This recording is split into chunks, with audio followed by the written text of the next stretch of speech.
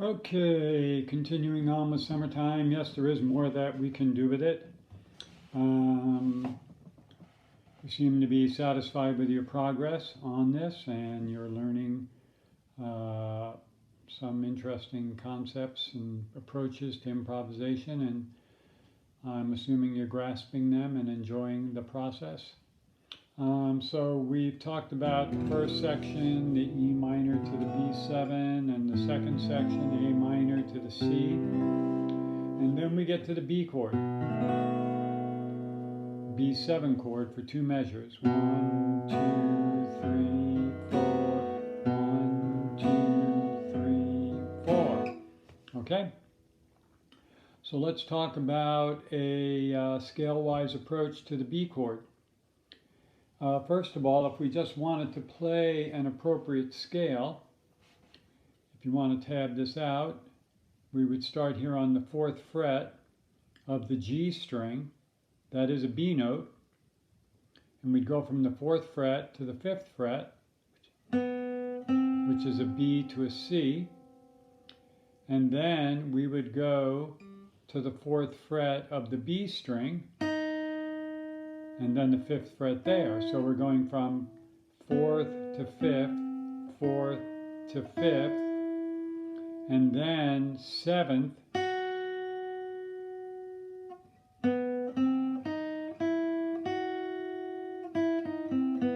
has a little bit of a mid-eastern sound. Okay, then what we would do is we would shift that pinky up 1 fret to the 8th fret. So now we have,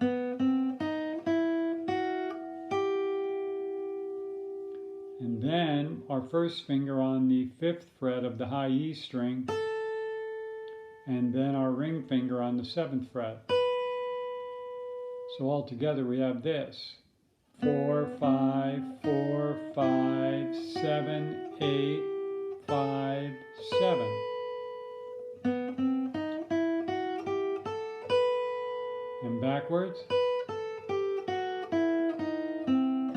So you have that little shift of positions in there, right here.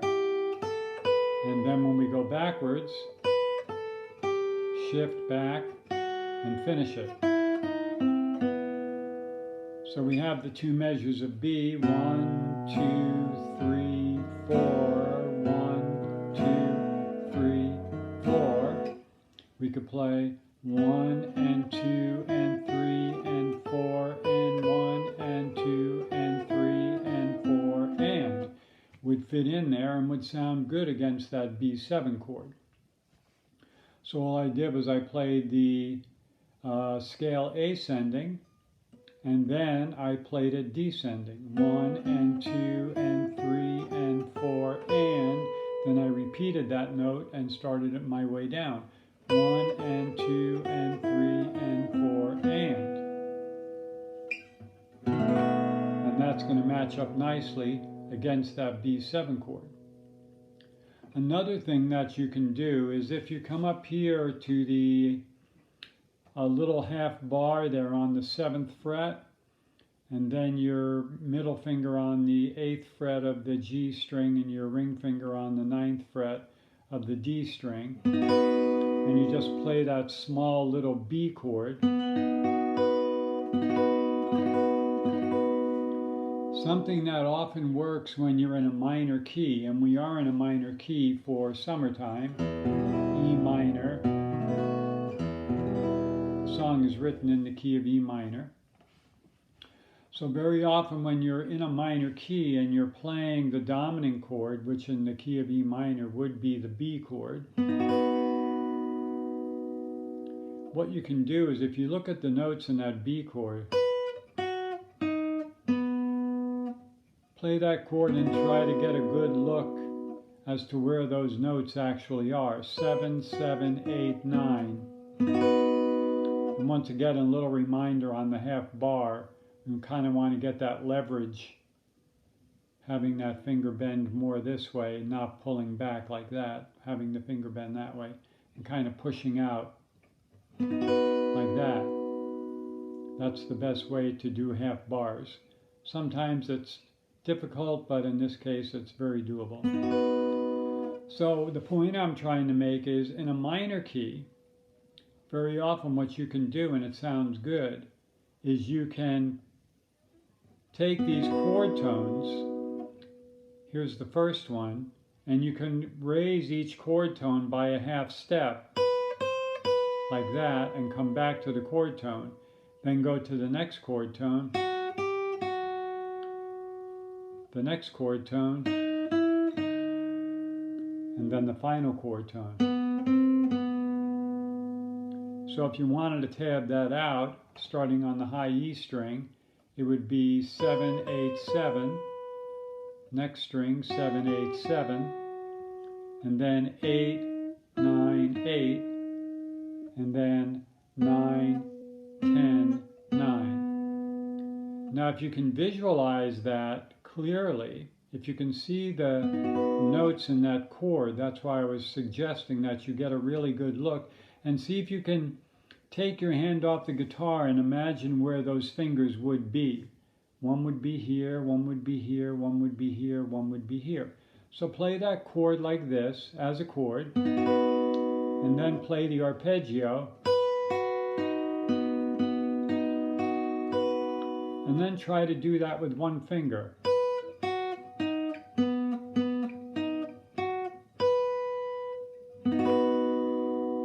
Okay? Because what you can do when you're playing the lead is you can just move that first finger and do the same thing.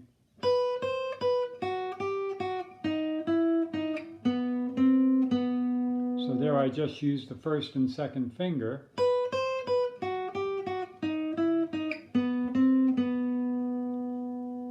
Okay? That also would work well against the B7 chord.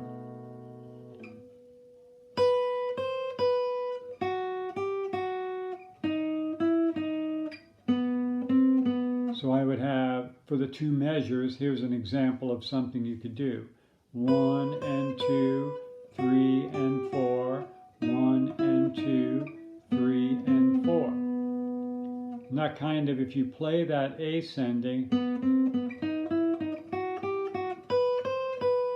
once again has a little bit of that Mid-Eastern sound that the scale had.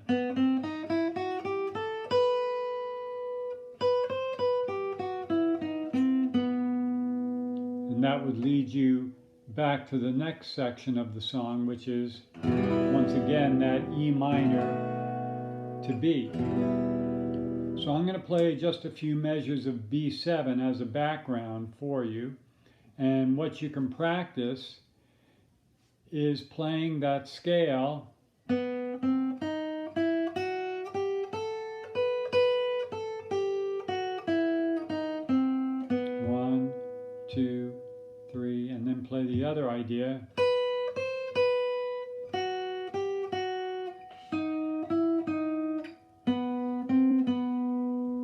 Okay, here you go. 1, 2, 3, 4.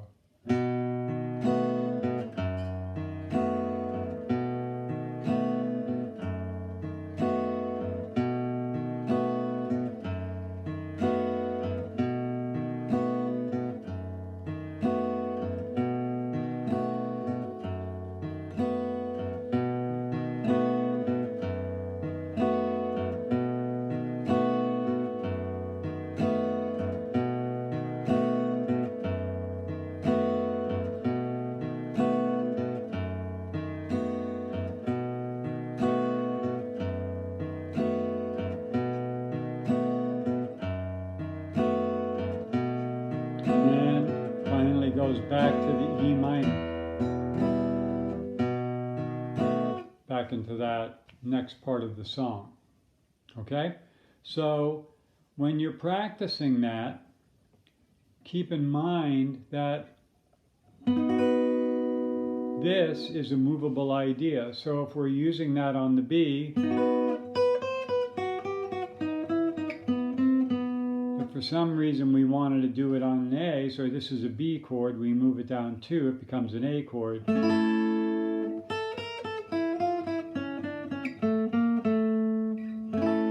to a G.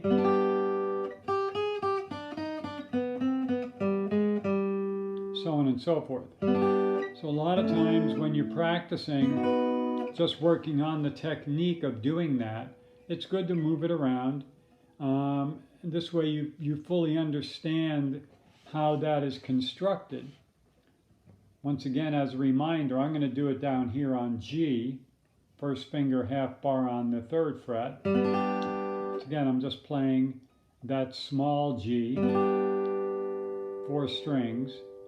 Now if I wanted to use the fingers that are playing the chord, I could go. And then I'm right there for my chord.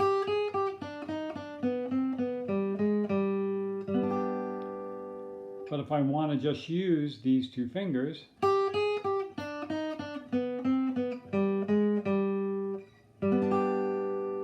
so once again, the way that's accomplished is by putting the hand on the guitar, looking at it, and then take your hand off and see if you can visualize where those fingers would have been. Here, here, here, and here. And then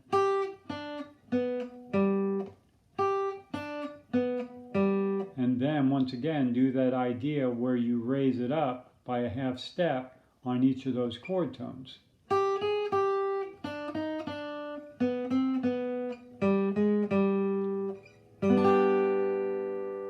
Once again, that's an idea that works very often when you're playing the dominant chord in a minor key. By the dominant chord, just as a reminder, that would be the chord that is 5 away from the root chord. In the case of Summertime, being in the key of E minor, the 1 chord would be the E minor. The 5 chord, or the dominant chord, is typically 5 away, E, F, G, A, B. And that's the chord that has a strong harmonic leading back to the 1 chord. That B7, though it could go other places, typically if you're playing a song in the key of E minor, would want to go back to that E minor. It doesn't have to, but that's the natural tendency for that chord, is to bring you back to the 1 chord.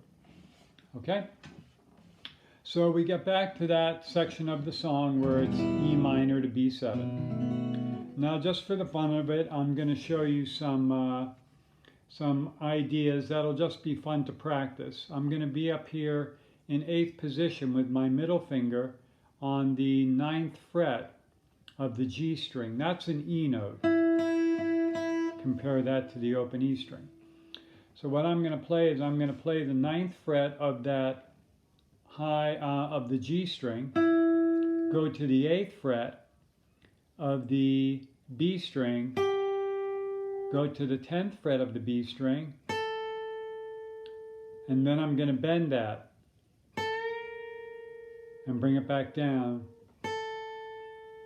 back to the 8th fret, and back to the 9th fret of the G string. 9th fret, 8th fret, 10th fret, bend. Now keep in mind, when you bend, what you want to do is you want to have all 3 of those fingers down. So I played this 9th fret, I played this 8th fret on the B string, but when I went to play the 10th fret, I left that first finger down. I didn't go like that and raise those fingers up. I put all 3 of them down because that gives your hand more strength to accomplish that bend. And that bend can just be gentle. Or you can, that would be bending it 1/2 of a step, thereabouts. If you want, if you're feeling adventurous, you could really bend that up. But once again, you want to make sure you have all 3 fingers down, because you can see we're really pushing that. And that would be bending it a full step. So when you bend it the first time, it's like going from here to here. When you bend it the second time, if you really push it hard, it's like bending it from here all the way up to there. very typical simple blues lick.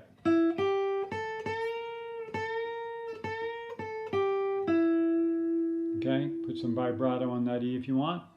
But that's just an idea that you can practice. And you can just play those notes really kind of in any order just to get used to playing them. Okay? So I'm just going to play some random. I'll just give you an idea. So you go ahead and play the E minor to the B7.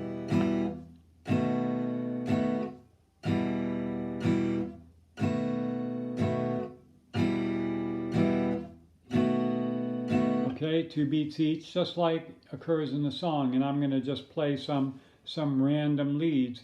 Try to listen to both of us as we play. So I'll count in, you play the chords. I'm just going to use those 3 notes with the bend because it's a very common idea to use just when you're playing a very simple blues idea. We'll expand on it, but let's just start with this. So here we go. You're going to play the chords. 1, 2, 3, 4.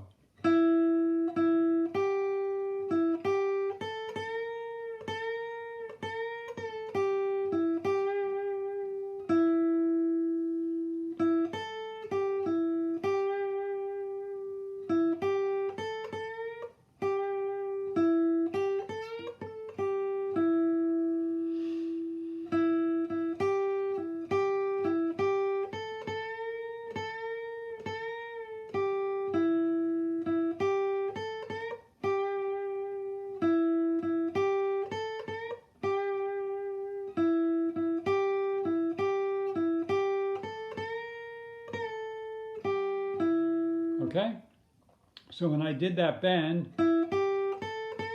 sometimes I just came back down. Sometimes I went from the bend back to the first finger, because that first finger is already down. Okay, typical common blues lick used for decades by millions of guitar players. You may as well be able to do it too. Once again, you can play the notes. You don't feel the need to always play a different note.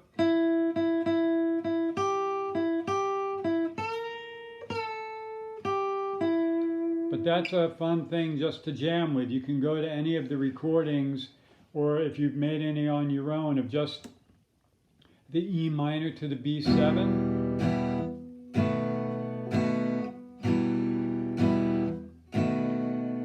Use that as a background and just practice jamming those notes.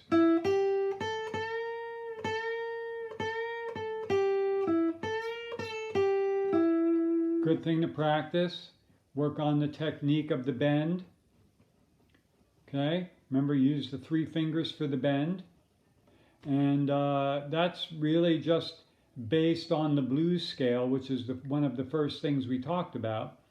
Based on the blues scale, we're just playing it in a different position, and we're just playing a little bit of it, okay? But guys like B.B. King, guitar players like B.B. King, they would often just use.